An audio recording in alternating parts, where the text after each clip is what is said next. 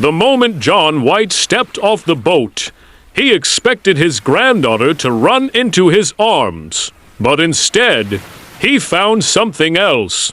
An entire town vanished. No bodies, no footprints, no signs of struggle. Just one strange word carved into wood. Croatoan. A message so terrifying, so confusing, that for over 400 years, no one has been able to explain what happened next. Tonight, you are going to hear the story of the first missing colony in American history and why some people believe the island of Roanoke still holds the voices of the 115 people who disappeared without leaving a single trace.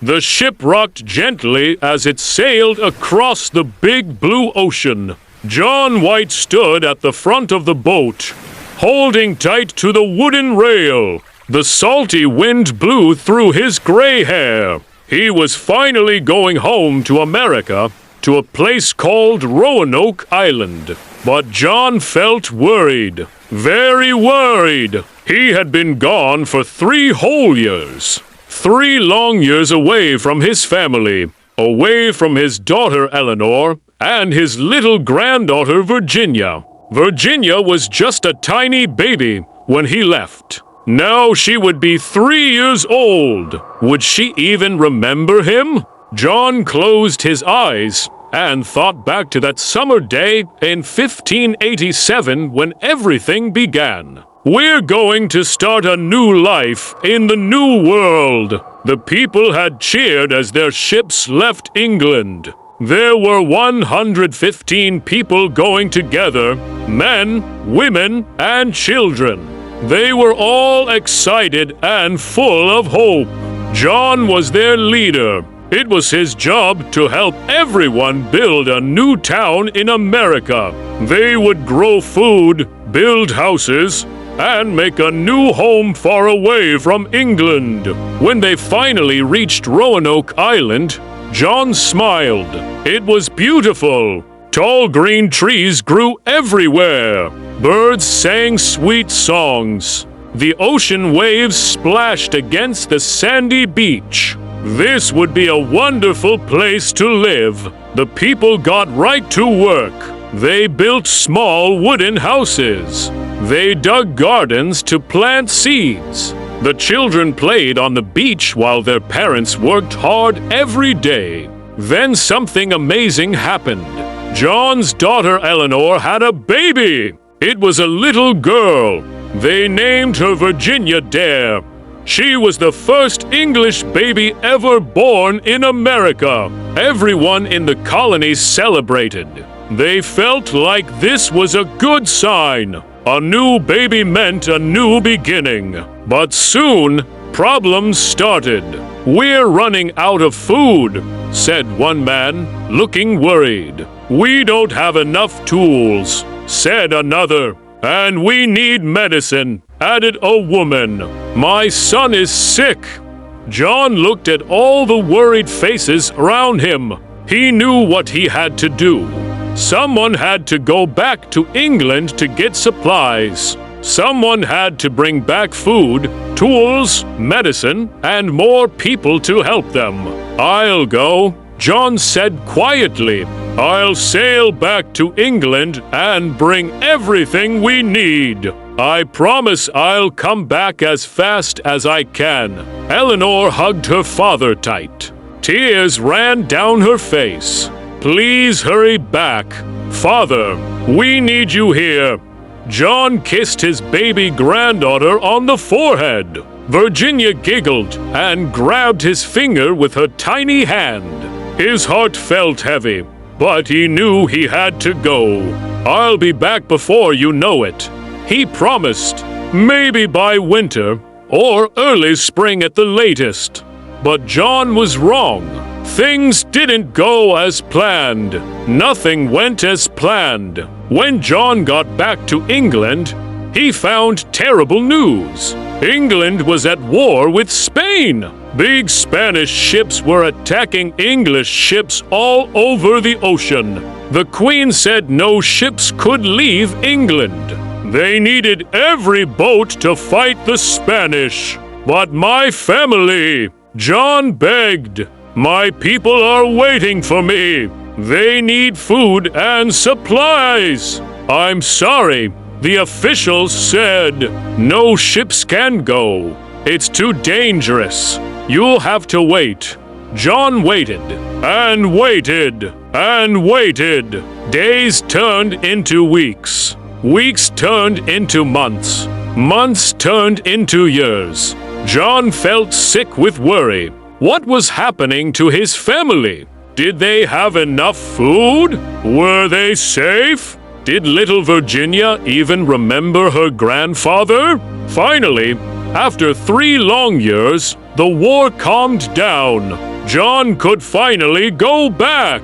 Hurry, he told the sailors. We must get there as fast as possible. Now, as John's ship got closer to Roanoke Island, his heart beat faster and faster. Soon he would see Eleanor again. Soon he would hold little Virginia, who would be 3 years old now. Maybe she had brothers or sisters by now. The ship finally stopped near the island. It was a gray, foggy morning. Everything looked quiet. Too quiet. Where is everyone? Asked one of the sailors. John felt his stomach twist with fear. He jumped into a small boat with some other men. They rowed quickly to the shore. Hello! John shouted. We're back! Eleanor! Virginia! Where are you? No one answered. Only the wind made any sound.